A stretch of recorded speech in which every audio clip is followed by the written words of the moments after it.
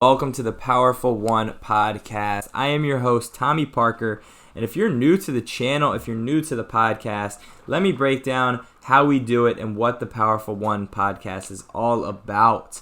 So Powerful One was created with the idea that you have the power to determine who you want to be in life and what you want to do in life. And so this podcast is a platform where we have people who have gone against the grain and achieved success, happiness, purpose, and fulfillment in life. And the goal is to show people that you have the power to do this in your own life, that you have the power to do what you love, to be who you want to be, and to be powerful and fulfilled in life. And in today's episode, I am joined with Zuzana Dobro, an independent entrepreneur and founder of the Who Method. Zuzana is a former communist kid who left at age 18 with only 200 pounds in her pocket to pursue her passion for design. Working across the creative industry in London after leaving Slovakia, her last full-time job was for a big corporation where she realized that was not the path she wanted for her life. So she quit to travel 2 years solo around the world. Exploring the world was a heart-opening experience for her, leading her to a calling of entrepreneurship journey. Zuzana now helps entrepreneurs and small business owners gain clarity and reach alignment with their dream customer. And in this episode, we talk about growing up in communist Slovakia. We talk about the power and the impact of her traveling and learning and experiencing different cultures. We talk about nature being an important teacher in her life. We talk about lessons learned from sports and the parallels between sports and entrepreneurship in life. She talks about stepping out of the corporate world and following her passion and purpose. We also talk a lot about slowing down and understanding yourself, becoming self-aware with your emotions and who you are.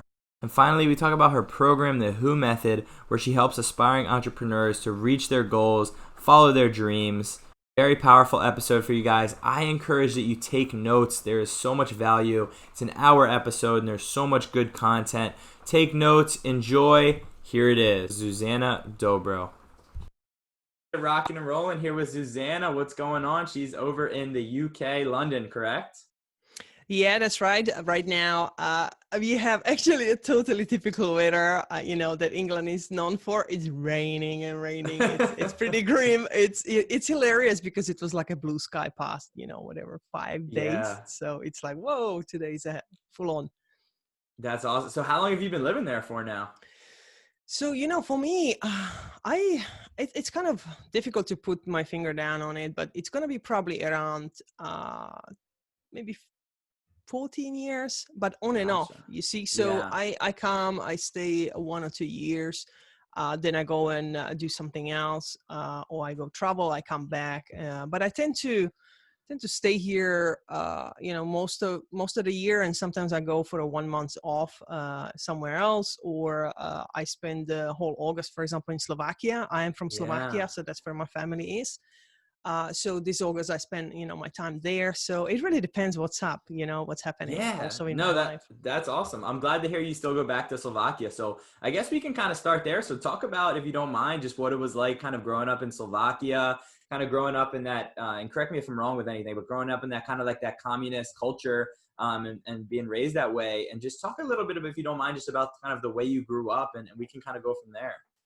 Yeah, absolutely. So, yeah, you're right. So I was born in communist country. At the time, it was actually Czechoslovakia. So two Mm, nations that joined together to form one country. And I spent all my childhood and teenage years really under the communism, and I would say it was very different. So my upbringing, my childhood would be pretty different to most probably anyone listening to this podcast right now. right. And it was very much like during the communism as a kid, it was very safe for you to be outside, for example, so you could play anywhere. Criminality or crime was minimal because obviously it's a regime. Everyone watches everyone. There are Right. strict rules.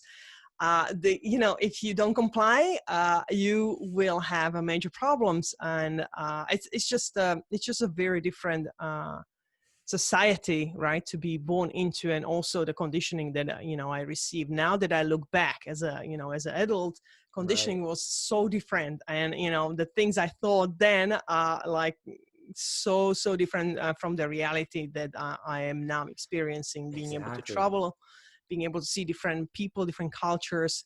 So, my perspective changed a lot, but I do really I'm able to connect both of the worlds very closely, Yeah. like when you look at it like socialism and capitalism. So I have now experience in both, and I see the differences, and I see some commonalities, and it's just been a very different, I would say, a different way of being brought up as a kid. Yeah. So what was your first experience like getting out of that kind of element and out of that communist, like what was your first experience kind of transitioning from that? Because I know you did some traveling and whatnot. So what was kind of your first experience? And I'm curious, like what your mindset was like, having grew up a certain way and then all of a sudden like traveling experience in different places. Obviously everything is very different, the more you travel. So can you talk about just like traveling at that age and when you kind of broke out of that and when you left Slovakia for the first time, if you don't mind? Yeah, absolutely. So, the first time I left Slovakia was when I was 18, and I came to England, to London on my own, because I was super curious and I wanted to learn language. Yeah. Like I wasn't able to learn any foreign languages apart from Russians, really, when I was, let's say, in my primary school. That was just, that was only for elite kids, right? That they were Right. able to learn. But so I came in a very, it's such a different view of the world, and also pretty naive. And I would say naivety got me pretty far, because I just had to learn cultural differences. I had to learn that people process and behave and assume things completely different. Like Slovakians are pretty known. We are very direct. You ask me how I am, I will tell you how I am. And then, in England, when anyone asks you like, how are you, right? It's just a question where people don't really expect to hear the honest answer. It's just it's a polite question when, Right. and Right. so it used to get me into a lot of trouble in a past, where I didn't understand why people are getting upset, and there's just I was just coming from a very different world. So I had to Yeah. embrace and start understanding that cultural is different, and just perception, and the way the society works is different, and just hard learning curve, let's put it that way. It Yeah. wasn't easy at all. So how easy is it to have at that time like left Slovakia and been able to travel to the UK? Is that something that people are able to do? Did you have to like turn 18 before you were able to travel, anything like that? How was that process? Yeah, you definitely, when you turn 18, you become, officially an adult, right? Air quotes. Uh, so that's your legal age in Slovakia, and you're able to, decide for yourself, let's put it that way. And to come at those times was very difficult, because at that time, we didn't have euro, so we had koruna, and the exchange rate to British pound was horrendous. And this in socialism, people don't earn much money. Like the majority of people Right. are on a very average salary, but you cannot compare it to anything that was in a Western, a part of the Europe. So my grandmother literally had to save 10 years to put aside, so she could give me 200 British pounds into my pocket, so I could actually Wow. have something to go with. And that's like, at the time, I would say it was probably equivalent of maybe 600 pounds, what it is Wow. now. It changed the value of the Yeah. pound now, but still it's nothing. And for us, it was massive, Yeah. massive, massive, difference. And so imagine that, how long my Yeah. grandmother had to save for me to be That's able to actually, leave and try to make it for myself somehow, coming to a country where I had no background, I had no contacts, I knew no one. Yeah, that's such a crazy thing. I mean, you're 18, so you're not, you're officially an adult, but you're not really an adult. There's still so much to learn. Yeah. You move to England, you don't know the language, you got, 200 pounds to your name. So walk me through like what was your thought process here? Like what was did you have any expectations? Were you looking for anything, or did you really just want to kind of discover something, something different? And then, along that process, just what was that kind of like, being able to have to adjust? I mean, the language, not having a ton of money, just that whole process. Can you just talk a little bit about that and kind of your first experience in England, if you don't mind? Yeah, sure. So the only way at the time for me to be able to come to England, I actually had to come in as an au pair, so go into a family to work with kids, Yeah. and then try to sign up for a language school part-time to be able to actually go and learn English. So the income, when I got was like what, £30 per week from the family. But yeah, obviously you have accommodation and you have food. But try to do anything with £30 per week. It's tough. So I just, that's the first opportunity for me to enter, and that was the only way I was able to actually get a visa. So at the time, it wasn't like a Schengen where, yeah, EU countries were able to, now people are able to travel in Europe without needing to, stop on the borders and check the passports and stuff like that. So, but at the time, I was I was not easy at all to enter.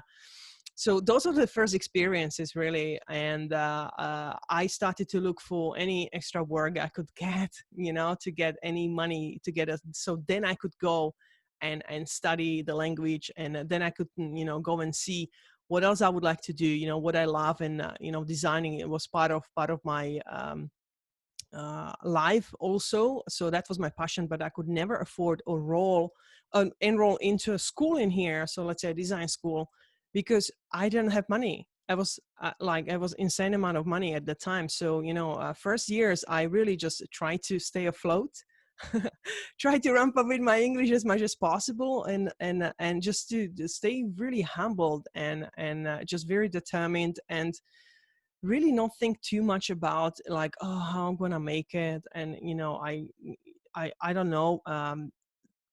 I was just extremely curious, and I just knew I have to somehow figure it out, and I'm gonna figure it out. And that was I think that was really, my driving force. Like, no matter what, I'll figure it out. That was it, So it was really day to day living for me more than anything else. And I'm gonna come and I'm gonna go to university and stuff like that. No, none, Hmm. because I didn't Yeah. have resources to be able to do that.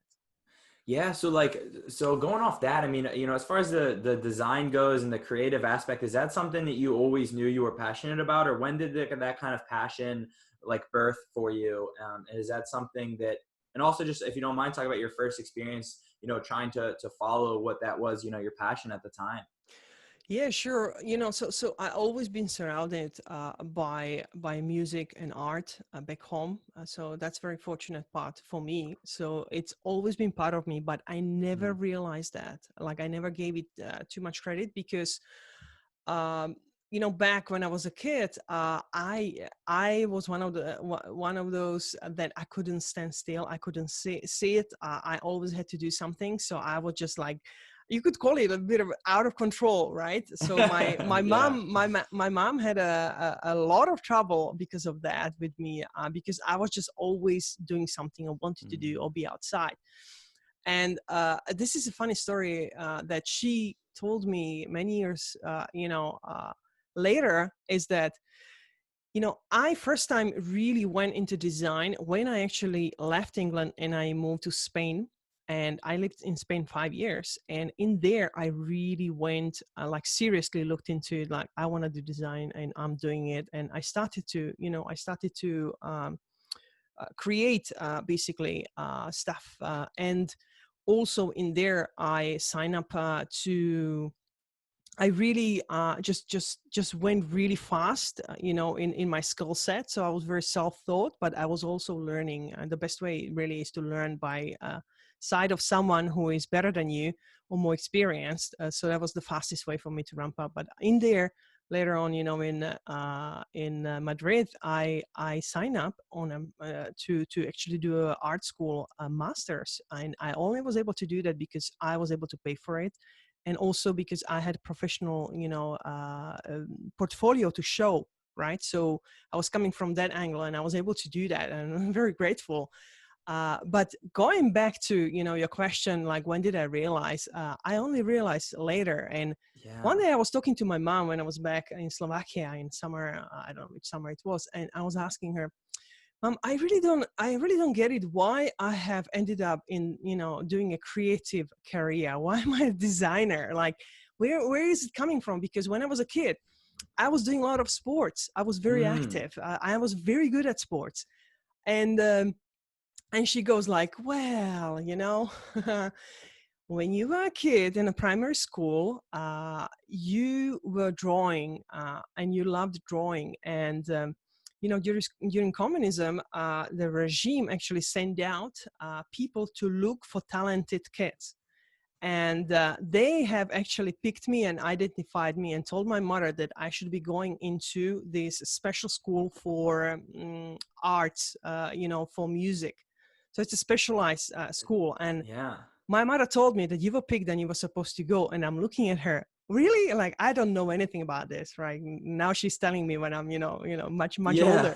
And and my mother like, she was, bless her, she was like, almost tears in her eyes. And she was saying, well, the only problem was that my mom was bringing up alone me and my brother.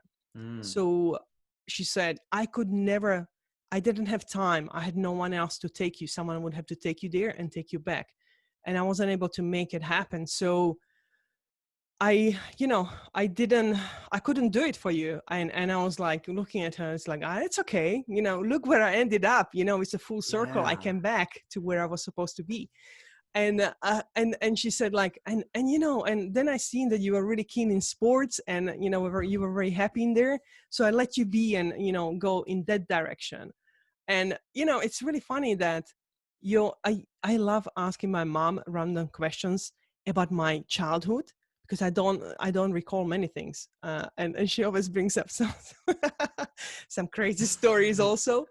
But this was the root. Like, it was always with me, always. Yeah. So it found me. That's incredible. So after you were in Spain and Madrid, like, did you keep traveling? So you went from England to Spain, and then did you keep traveling? Because I know you've done, tons of travel. So it was Yeah. that, give me just a little bit of timeline, if you don't mind, of where you were Yeah. at. And No, then absolutely. yeah. Yeah. So I went to England. Then the timeline is really, I went to Slovakia for 1 year to play ice hockey. I really wanted to just persevere that. That's And I awesome. had a bad accident during one game where I broke my leg. So my season was off. So it took me half year to recover from that. And then I went to Spain, and I stayed there for 5 years. And after that, I came back to England to really, go and enhance my skills as a creative person, as an interaction designer. And I went through a different stages and different companies and brands that I actually, worked on, and really, really went up in my career. So I really, climb up high. And you could also almost say that I reached that, the top of I could reach. And the next step would be, I would have to be somewhere a creative director in an agency. And I just didn't feel it. Like, I was like, is this it? Like, is this really what I want to do? And I just had this, moment in my life when I was like, wow, I achieved everything I wanted, but this just somehow feels odd, and it just feels there are things missing. And so, I had everything. I had amazing money. I had amazing career. I had a very good security, right? In a job, security. Well, it depends how Yeah. you look at it, obviously. Right. And and I decided really to stop everything, and I quit. And I decided to really pursue my childhood dream, which was actually travel around the world. Because, going back again to my upbringing, I was told I will never ever be able to leave my country and travel and see Wow. the Yeah. places, never. So this was something. It's a huge psychological oppression when you think about it. When you condition kids like this, and I was like, you know what? No, I'm not having this. This is the time where I have this opportunity, and I quit. I left, and I traveled solo around the world for a couple of years, and it was an amazing, I would say, definitely life changing experience for me. That's incredible. It's so crazy that like, you grew up and you wanted to travel and you ended up traveling and then you ended up making this money and kind of getting into what you were passionate about at the time, but still there was something missing. And that's amazing that you were able to just say, you know what, now I'm gonna put this behind. I'm gonna go travel. So tell me a little bit, if you don't mind, just about like some of the different things you learned from traveling. I think it's so important to travel. I always say how beneficial it is for me. And I haven't even gone out of the country that much and really experienced that real culture shock. But even going, within the country, in the United States to different places, every time I travel, I come back with this whole new perspective and this whole new understanding of the perspective and the way other people live. So if you don't mind, just talk about how impactful that travel. It really sounds like that was a huge a moment and time in your life. So talk a little bit, and not only doing it solo as well. So if you don't mind, Yeah, just talk a little bit about some of the stuff you learned, whether it was in yourself for traveling or just in general. yeah. So, traveling has been such an eye-opening experience for me, because I realized that what you see in a TV, what you see in the news, what you see in the papers is just a very strongly biased opinion about the world most of the time. And as soon as you travel on the ground and you hit and go places and you speak to people that live in those different places, you really realize how their reality is. And you know takeaways from travels are so many, and one of them is that people are well intentional most of the time, and there is so much goodness around the world. And I experienced so much just giving and open arms, and just so much curiosity of also from a people that never been able to also travel, and they are only living in their country, but they are very curious to speak to you, and actually they ask you so many questions about how it is in your country, how it is there, what is the truth, right? What is your reality? Right. And this is, it doesn't matter which country it was, like in each country you came across a very similar experience. And it's just been such a amazingly beautiful, really heart opening experience for me. And also I love traveling remote also, so I love nature, so I go and do a lot of hiking. And I love being in a very far away places, let's put it that way. And it just the nature teaches you so many lessons, and it really shows you and humbles you in a incredible way. And nature for me is the most amazing artist there is. So I in my work, in my design work, and I would say in everything, I really hold nature as my biggest teacher, and really like biggest inspiration. So there are so many positive things from the travel. I strongly believe that if everyone that wants to would be able to go and travel around the world, at least for half year, on their own, ideally, Yes. the world would be such a different place, Mm. such a different place, because Yeah. they would have to really just they would have an opportunity to embrace a different point of view and different ways of living. And guess what, who is there to say what's right and wrong? So there are a lot of things that changed in my perception and in my opinions, where I actually was able to see, oh, I thought I had it right, and who am I to say what's right? It really depends how you look at the things. So that really helped me to understand and ease up a lot, and be more relaxed about the things, and just to be more compassionate. Empathy is a huge part of my work also. It's just really just opened up a lot of things within me inside. Yeah, it sounds like so many benefits, and that's so awesome. So like after your experience traveling, did you gain kind of a new sense of clarity or fulfillment or kind of just like purpose in your life for where you wanted to go next? Because you at that time, you've accomplished a lot. You've left your home country, you've traveled, you've been successful. So now you've traveled again, like you're solo, you're experiencing all these different places. walk me through kind of what that next step was like for you. Did you come back to, whether it was England or wherever you came back to originally, did you come back with just a different sense of direction in your life? And then if so, like kind of what was that direction for you? Yeah, so like I stayed away from Europe for 2 years, so I came back to Europe, and I it was very interesting because I realized that it is actually not that expensive to be able to travel the world. First of Hmm. all, if you choose the countries that are not, very expensive, Right. obviously, it's really like it's really affordable. And also, I seen a lot of people actually stopping and working somewhere and helping out, and working for accommodation or for exchanging or volunteering, or getting paid, a little bit. So there are a lot of people, you can call them travel nomads, that stay out there in different countries and live, that lifestyle. And I was asking myself, like, so what do I want to do, like how do I feel right now, after Yeah. 2 years. And I realized that I could so easily stay and just keep on traveling probably for the next 2 or 3 years. I could really do that. And I've been asked on several places to actually stay and live there and, stay with the people or with the community.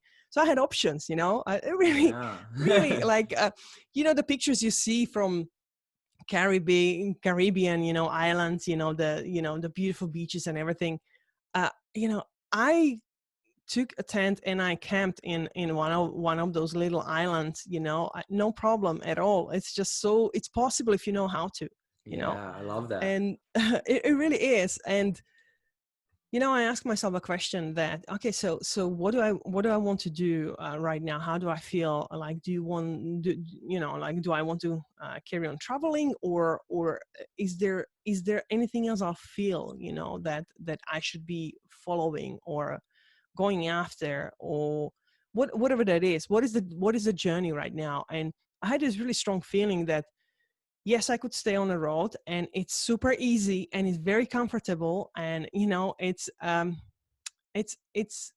more of it's the lifestyle. What is the lifestyle I want to you want to choose? And something was, like just deep inside, I felt I need to come back to Europe. I went to Slovakia to spend some time with my family, and then I came back to London.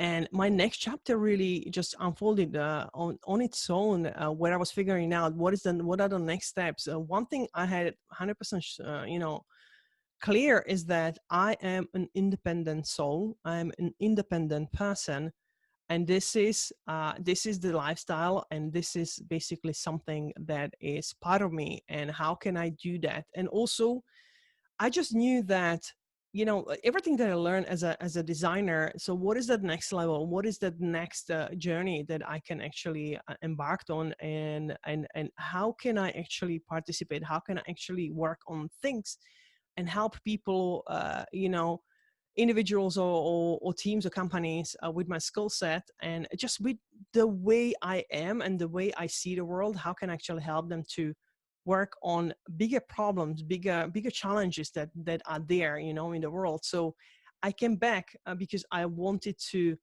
grow as a person more on professional level, but also exchange that with someone. So I just came back because I knew that I have work to do. Like I have, I am a creator. I love creating. So I love solving problems. I love difficult challenges.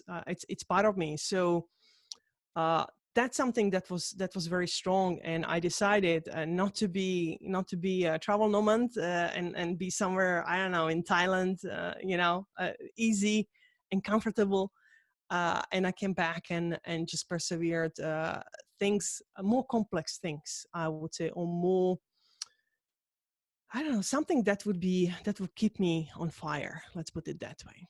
Yeah, absolutely. So yeah, you wanted like sort of that challenge. It seems like you wanted something to kind of like challenge yourself and be able to kind of use these skills that you had. So what did that kind of look like for you? Because I know you ended up getting into like entrepreneurship, helping people with their businesses, whether it's entrepreneurship, stuff like that. So what did kind of those next steps look like, and kind of transitioning to where you are now and everything?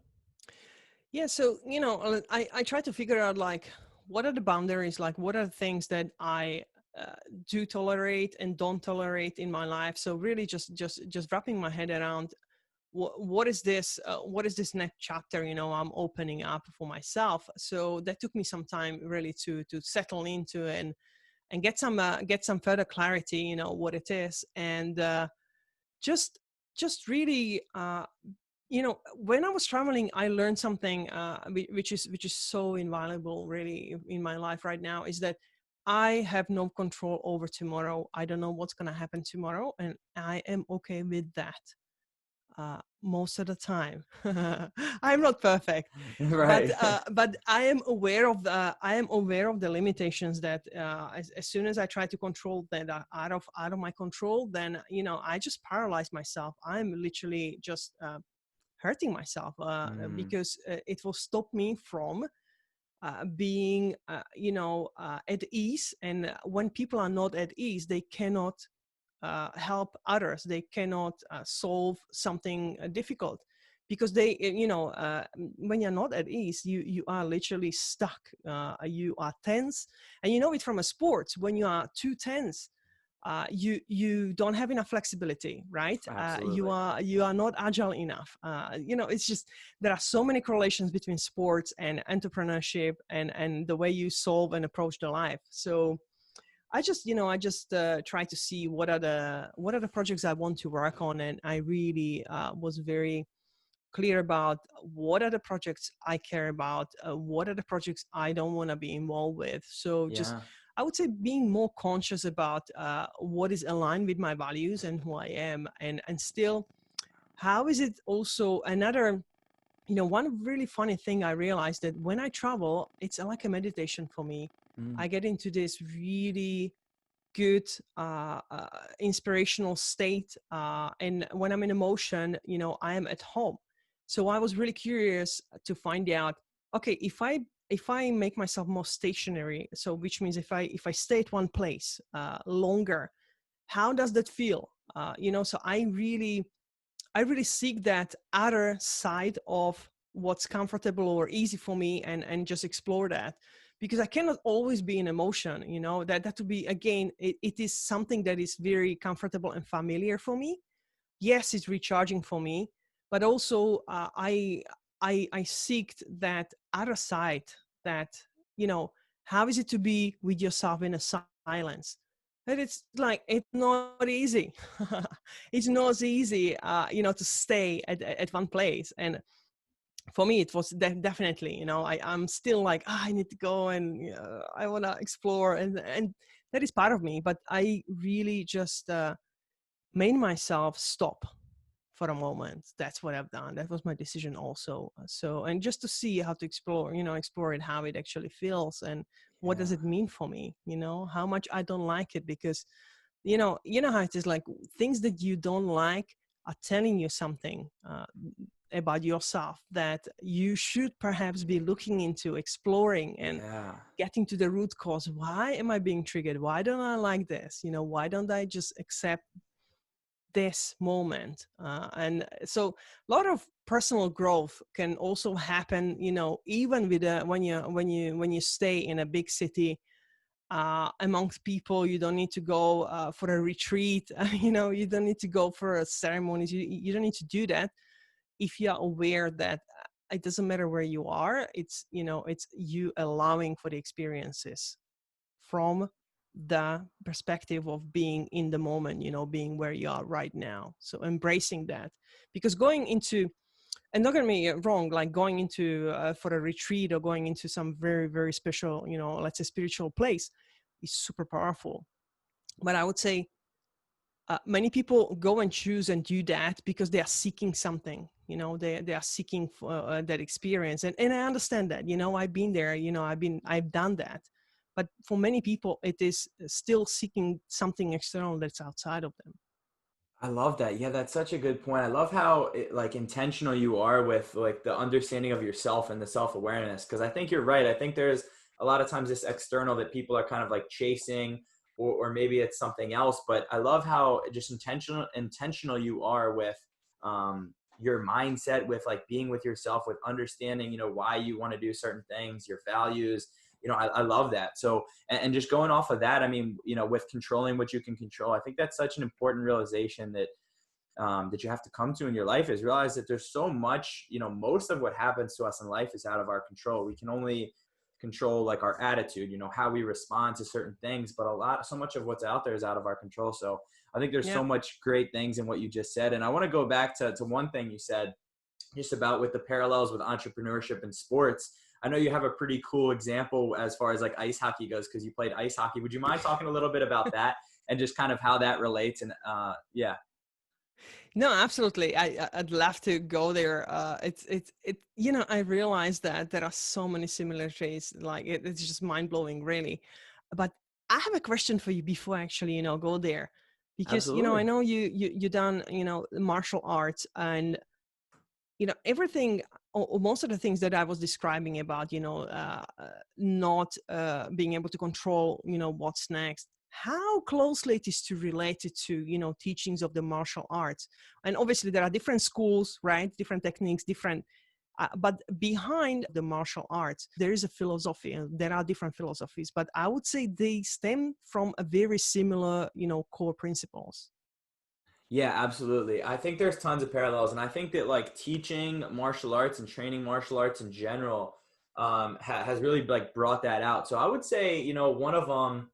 That's a good question. I have to think for a sec, but there's definitely a lot of parallels. I would say for me, the biggest thing as far as teaching goes is understanding that everybody kind of learns differently, and understanding that a lot of my teaching style comes from like the way I learn and my Hmm. like personal experience. And so I think like for me, I've never been like a good student and stuff like that. So for me, like being able to teach martial arts, I teach kids and I teach adults, but I think the fact that I actually learn at such a kind of lower level, like kind of a more adolescent level, Hmm. helps me in my teaching because I'm really able to like break down stuff very in simple terms. So I would say that kind of helps me just in general, whether it's like talking to somebody, just being able to break stuff down into much simpler things. I think I've learned that a lot from martial arts.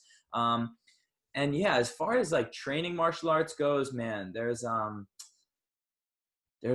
lot. I'm gonna try to think of one. Maybe if you say the hockey one, I can try to think about it, and then I can answer your question. I appreciate you Oh, asking that excellent. question because it's gonna stimulate let's some more let's thought for me. let's do that. Let's do Yeah. that. So okay, so let's yeah, let's have a great jam on this one. So Yes, this will be good. basically, I see so many similarities between entrepreneurship and ice hockey. And now, anyone who doesn't know ice hockey that much, just imagine any team sports that you like. So I don't know, it could be American football. It could be in soccer, right, or football. Depends which country you are in, or any team sports, or basketball, right?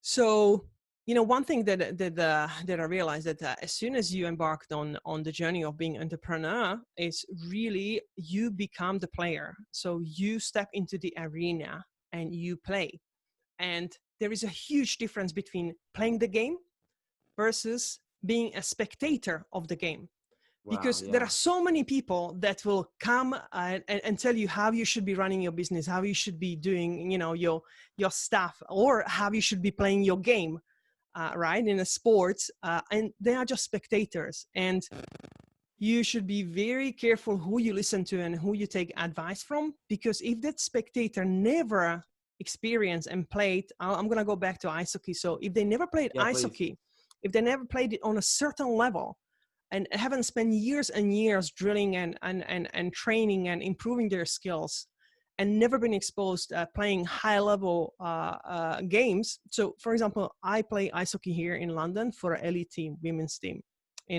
so I play in the UK's league. And if anyone is trying to give you advice and then they never really play that game, they just are spectators. They have no idea how it felt. And they have no idea what it means to make a decision within 1 second. They just are spectators. So just, I would say, be very cautious who you take your advice from. And, another one is with ice hockey and entrepreneurship, you will get hit. You have not played ice hockey if you never got hit and fell down and you had to quickly get up. It is part of the game. And if you don't accept, or if you don't if you're too scared to get hit, and if you're thinking that I'm going to dodge every, bullet and every hit, that's not going to happen. So, sorry to break the bad news, but that's, you haven't played the game. Yeah. So I would say in a martial arts, it's similar. There is no way you have practiced Yes. or had a combat where you didn't get hit and it actually was painful. I think that you just brought a great point. That's such a good point. I think for me, one of the things that you were saying, as I was thinking while you were talking, is like just being humbled, because the thing about martial arts is like you go in no matter what as a white belt, whether there's belt system or not. You go in knowing nothing, and you're getting squashed. Like you're the nail and someone else is the hammer for so long.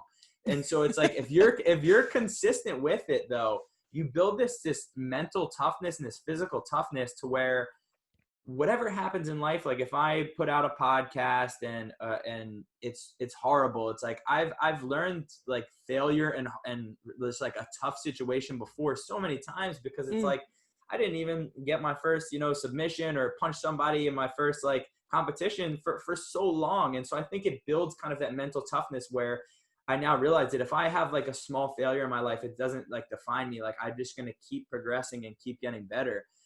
So that's a great one. I think one more just to add on that is just how many differences, like being in a martial arts culture and academy, there's so many different people and everybody has a different style of like their training, whether it's striking like Muay Thai or Jiu-Jitsu.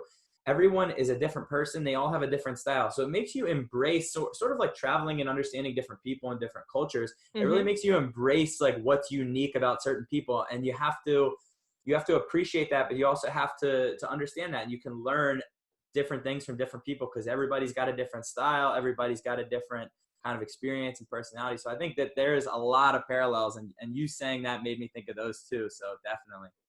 Yeah, it is the same in entrepreneurship. There are so many different methodologies, so many different, tactics and strategies and ways of achieving things and doing and creating and, winning and failing, right? Yeah. And everyone will have their own style of doing that, no matter what framework they take on from someone else and try to, implement in their business.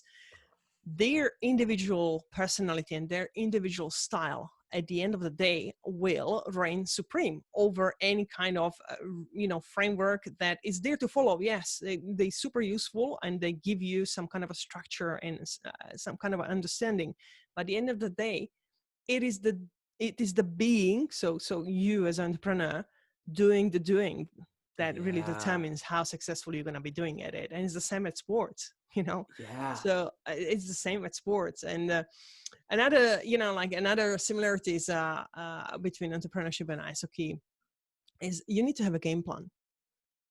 There is no team that have won Stanley Cup that never had a game plan. Yeah, I love You don't that. go So into the true. game. You don't go into the game just wishful hoping and thinking just win it, right? Let's just do something. No, you actually need to talk to your team. You need to talk with your teammates. Like what do we want to play? Like what is the other team playing? How can we outplay them, right? How can we outsmart them? How can we implement our game plan so we stack the odds in our favor, right? Yeah. It's all about that. So game plan is important. The same in a business, same in entrepreneurship. If you go and chase anything shiny and anything that works for someone else and not really looking at the longer term or the game plan for you that is actually more suitable for you, if you don't have that, you will be, first of all, probably very overwhelmed by the options, and then you will be very confused and stuck, and just the numbers, when you think about it, for small businesses, not many small businesses survive, after 5 years. I think, I don't remember the percentage, is it like 50% fail? Yeah. Yeah. After 10 years, 70% fail. So it tells a lot. There's a lot of learning curve, a lot of things that you have to learn, a lot of skill sets you have to practice until you become the master of those skills. And another one, I mean, there are so many. You need to have coach. Like, Yeah. have you learned martial arts on your own without a coach? Have you played any team sports without having a coach or leader or a mentor? I don't think so. So why do Yeah. people assume that in business or entrepreneurship is the same? I can do it on my own. I just listen to my peers. Just listen to my, I don't know, cousins. Yeah, that's such a good point, because when you look at athletes in the highest level, like, all of them have coaches, whether it's like, all the, like, LeBron James still has a shooting coach, like all these guys who are at this very high level in sports. And by the way, I love the parallels, because I've played sports my whole life. I'm still involved in sports, martial arts. You've obviously been a fantastic at sports your whole life. You're still involved in it. So it's like, it's very cool to see all the parallels. But I mean, to that point, like, you look at a lot of the successful business people that are at a very high level, they all still have business coaches. They Yeah. all still have these mentors, and same with athletes. And so I think that's one thing that people realize is like, or that people need to realize, is that you can never, there's no ends to your learning or to your journey. Like, you can always learn more, and there's always going to be someone who knows more. And I think just having an open mind and being able to be coachable is always one of those things that I always think about. Like, when I was a kid, I always thought I knew it all. And once I kind of broke out of that bubble, and realized that, I don't know it all, and that I can learn from everybody around me, and just being coachable, I think has helped me a lot in my life. And I just Yeah. love to see the parallels. It's really cool. Yeah. Yeah, there are so many. And, as soon as, so anyone who's an entrepreneur and anyone who, and has done sports also, start looking into the back, going back into your history and just join those dots, because they're powerful.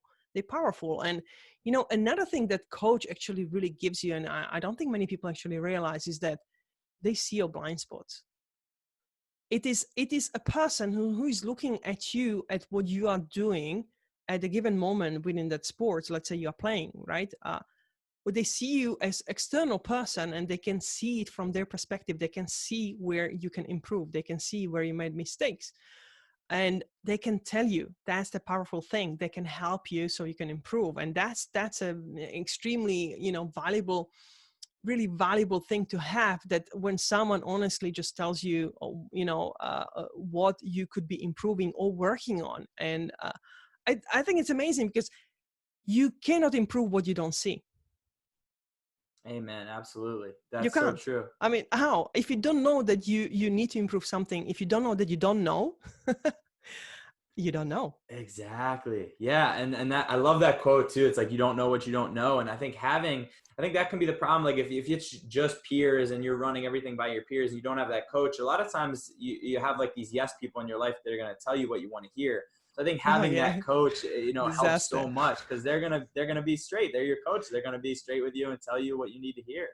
Yeah, I mean, like, I coach other people too, in other areas, and I would do them a massive disservice if I would just be likable. So I'll tell them exactly what you said. I'll tell them so Right. they like me, or they don't feel bad about themselves. It's not about that. That's a huge disservice you can do to someone else. The best really way you can help someone is to enable them to give themselves the answer. So your job is to give suggestions, or ask the questions, or explain, use metaphors, so they can actually come to that conclusion what you are trying to tell them. Obviously, if you have a very good relationship with someone you are coaching, and you can be straightforward and direct, just strike. Strike, because that's the Right. fastest way of resetting someone into a direction they should be perhaps going, right? So it very much again depends. As you said, that each person is individual, right? And each person has their own styles of doing things, and practicing and learning. So it's super powerful to understand how people are actually wired, and how they're individually actually what are their learning styles. It's very, very important to know this, so you can speak to them in their own language, let's put it that way. Yes. I love that so much. I love that example. So, like, for you personally, what's your favorite part about that aspect, like the helping people, coaching people, and the entrepreneurship? Do you have a favorite part of that? I mean, I would imagine it'd be very fulfilling, being able to, coach people, being able to help people become entrepreneurs, be able to be independent. Is there anything that really like fulfills you within that? I would say it's just to be at service to someone. It really that simple, because when you help someone to realize, and you see that they are getting unstuck, or they are really having a little tiny aha moments, in their life, and they are able to actually get rid of something they didn't want to, like they struggled with and they couldn't snap out of it. And if you help them to move them out of that, or help them to change their point of view, perception, and just expand their thinking, expand, help them asking better questions, help them asking expanding questions, just open them up more. So Mm. those are the rewarding aspects for me. And what's, I think, the most powerful or most magic really that happens for me is that I learn a lot. So it's not just like I'm trying to, or I am helping someone else. At that process, being a teacher, I grow with that person too. And it's just, it's really, it is a reciprocity of life you get, and when you genuinely really help someone, guess what? Someone from somewhere else, or something from somewhere else, will come and lift you up, elevate you, right? Help you with your stuff. So it's some people might call it a karma, or it's a boomerang, or whatever. It doesn't matter, but it is an echo that comes back, right? So Yeah. it's, I think those are the two, I would say, really, to have an opportunity to be at service to someone, and then learn. Yeah. I It's love an that. opportunity for me to learn. That's amazing. Because I think too, like teaching does make you a better student in anything, I think, Mm, as well. And I also think, to your point, like that kind of law of reciprocity, I do think there's a lot to be said with you giving a service to someone and them kind of, reciprocating that back to you. I think that that's a very powerful thing. And whether you want to call it karma or reciprocity, whatever that looks like, I think that there's a lot of truth to that. yeah, no, definitely, definitely. So it's such an honor to be able to share your knowledge. So once you have a certain knowledge and experience, and then you are able to then share that and help someone else with that, I think it's so magical, really, when you are actually in that position to be able to do that for someone else. Yeah, I completely agree. And I think that that's like kind of the most fulfilling thing for me. And tell me if you agree, but just like being able to do that service for other people, or help other people, or teach other people, to me is like what kind of fills me up. You know what I mean? Do you relate at all to that? Yeah, no, absolutely. It's I don't even know how to describe it, with the words. Yeah, What energy actually, it brings into my life. But it's all about, you know, just creating those ripple effects around you. absolutely. It's that, because guess what? I have learned something from someone, or I have learned my lessons in a life that maybe at that given moment might have been powerful, Mm, difficult, really, really, really powerful experiences. And those experiences now are actually, which maybe in the past I perceived as a negative and as unfair and as, I don't know, whatever else label negative I could bring up, it doesn't matter. yeah. Those experiences actually now shaped me, and really made me understand how better I can, deal with the things now, and help people to deal with the difficult things. Yeah, I love that so much. And you've mentioned that a couple times, but just kind of like your introspection and looking back on your past, and being able to see all the benefits, right? And I think you mentioned that before as well, or see at least the positives, or at least see how it shapes to who you are now.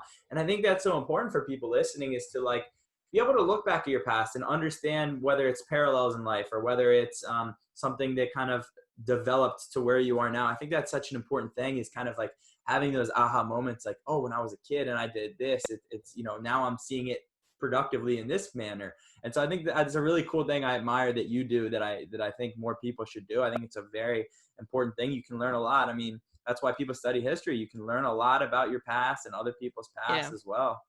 yeah, yeah, definitely. It is, like, it's not easy for people to look back into the more difficult, situation they went through. And now obviously there are situations to situations, traumas.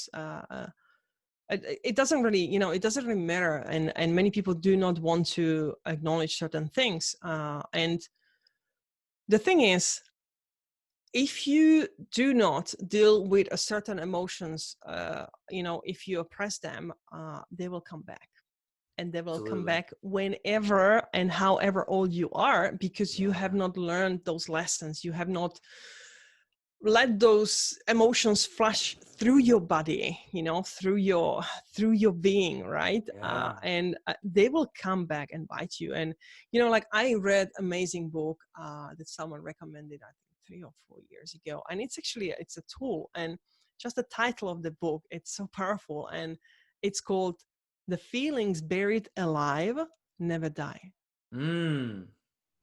The Highly title, recommend. wow, It's so good. That's It's so amazing. good because it's so truth, in a sense that learning how to deal with an emotions, and learning how to not allow emotions to dictate your decisions, or to dictate your life, or to really many people are stuck, and the expression being stuck in the past is really looking back into the past and reliving the same painful experience all over and all over and all over. And that something happened maybe, I don't know, 30 years ago with someone, and they still haven't managed to deal with it. And if many people may be listening now and might be feeling that, oh, that's me. And, you're not alone. Everyone has to go through their own stuff. And the good news is that there are tools, there are ways, there are techniques that actually help you to deal with that. So I highly recommend, seek the resolution, because, what's better, like it really comes down to two things. It's your choice. Do you prefer to be feeling bad, stuck, sad, or do you choose to feel happy? Because it's your choice. It really is your choice. It really is. And I think you brought up so many good points there, but I think just like you said, like, you're not defined by your decisions and your past. And so being able to take that for what it was and learn from it. And like you said, also, and this I think goes back to what we did talk about, but taking that time for yourself really, I think, helps you. Because like you said, if you're not addressing that stuff and you have all these underlying things that you're suppressing, all of us, they're going to come up eventually. And so I think if you do like take that time to be with yourself, whether it's like go travel like you, I'm sure you learned just so much about yourself through that time. I think that's very, very powerful stuff. I love everything you just said there. That was great. Thank you so much. Thank you. It's these are, I can only speak for myself, and really for that, what I have learned, as a person, and what I have learned on this earth so far. Let's put it that way. Yeah. Well, going off that, so like, let's do what I like to do kind of toward the end of the podcast, and I want to be super respectful of your time. So we'll, maybe just cover a couple things and then we'll wrap up. But what's one thing, like the most important thing you've learned or experienced in your life? You've done so much. You've had so much personal growth, so much business growth, just everything. And so if you could give people listening just one really core piece of value, kind of the most important thing that you think you've learned in your life, what would that be? Just stay true to yourself. And if you don't know what it is, just explore, find it, allow for it to come through, because it is within you. Really just staying true to yourself, and just really, the being authentic. It's the usual phrase that you hear nowadays, which also it is that, but really just staying you. And if you don't know yourself, that's okay. You have plenty of opportunities to find that one out. I love that so much. That might even be mine if you flip the tables and had to do it. That like that's just such there you go. that's just such a powerful one. I love that so much. So let's I guess, like I said, I want to be respectful of your time, but I'm curious, like everything you have going on now, just talk about what excites you about everything you're doing now and kind of what that looks like for you. Yeah, so currently I'm working on a project that I am really bringing to smaller businesses, or entrepreneurs that are maybe a solopreneurs that are starting up, that are at beginning of their journey, or maybe people that have a very good skill set and they want to embark on a journey of using and then leveraging their skill set and maybe reteaching other people, teaching other people. Someone wants to coach in certain areas, or someone is very very good at I don't know, taking let's being a photographer or whatever it is. And I'm working on one very essential part of the business. It is a foundational piece, is really knowing what are the people that entrepreneur really wants to work with. So it's all about knowing your potential customers or knowing your people that you want to serve and help. Because I see a lot of people, and especially in this space when they're starting up, really bypassing this and just going straight into, let's define my market and let's carve my niche, and which is my niche, let's just create. So obviously they are following a certain steps in a process that someone else is teaching them, and that's fine. You have to learn these things, but they are essentially bypassing intimately understanding the person they want to help. And this is a foundational piece of the business, because everything really goes from that moment. Because you cannot message, or you cannot have a social media campaign targeting a certain audience without knowing what is the tone of voice of that customer, or what they are really thinking, what they are hearing, what they are seeing, what they really want, and what they're saying, right? So this is, I'm working on the foundational piece. It's called the Who method. So I'm really bringing and distilling my knowledge over the many years of being a customer experience and user experience designer, and working behind the scenes for Fortune 500 companies and startups that actually really understand the power of knowing this information and knowing this data on their customers. And I realized, many entrepreneurs are really being stuck in this space, they're assuming a lot. And, I read a very interesting statistic that the most common failure of small businesses, and this is not just USA, this is generally across the world, the most common failure of the small businesses is bringing a product or service into the market that the market is not interested in. And what does that tell you? It is basically not giving people what they want. That is this is the most common problem and most biggest factor of business failure. It is not the cash flow comes second or third on the list. So just think about it, and I've been really pondering up on this question. Is why are people ignoring this? Why are entrepreneurs not being able to actually do this, right? Why don't they know how to put together fast, effective customer research? So what are the factors? So this is what I'm working on. This is what I really want to help people with. Because I can tell you, successful companies, they invest millions in hiring specialists and putting together teams to do this work for them. I would be one of those specialists. So I've seen the power behind the scenes. I know what it does, and it's learnable. You just need to understand this is foundational. This is not like you assuming and thinking that you have this genius idea and it's gonna take off. There are certain ways and certain steps that you need to put in action, and you need to learn how to test and validate early before you actually really create anything or create any product or try to build up your business around you as a expert in your field. So anyway, this is the work I'm doing right now, and I'm really working on just bringing that clarity, awareness, and alignment for entrepreneurs towards their target audience, towards their customers.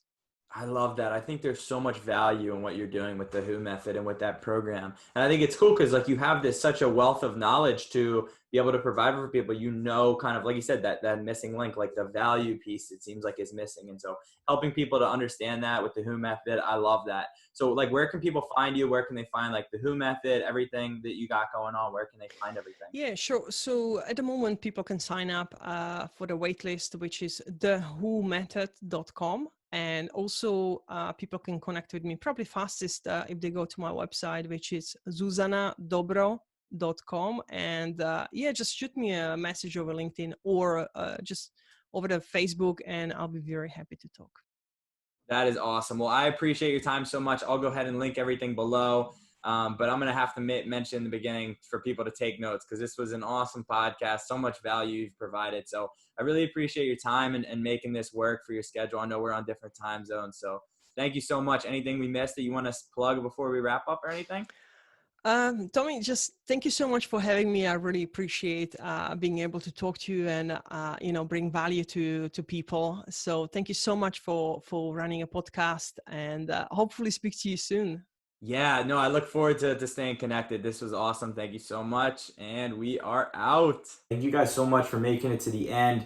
I really appreciate your support, not only for me, not only for Powerful One, but also all the guests on this platform and just tuning in and being inspired and being powerful, man. So, thank you again if you watched this and, excited for the future. Excited. It's been a great year for Powerful One. Excited for everything I have coming in the future, everything with the brand, everything with my personal brand, and just everything in general. So just want to thank you guys again and be sure to, share this if it inspired you, if it felt powerful, if you connected with it, share it with your friends, share the platform.